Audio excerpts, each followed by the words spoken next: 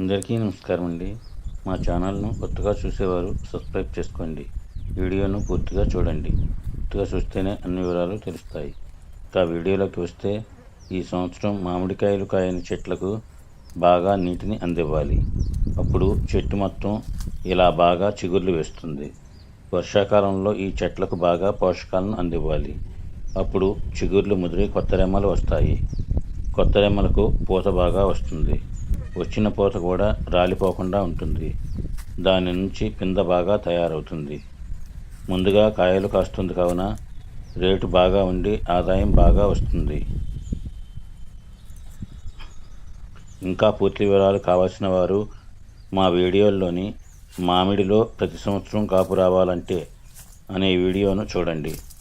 ఆ వీడియో లింక్స్ను డిస్క్రిప్షన్లోను కామెంట్స్లోనూ ఉంచుతాము, చూడండి. మా వీడియో నచ్చితే లైక్ చేయండి, షేర్ చేయండి. All the best.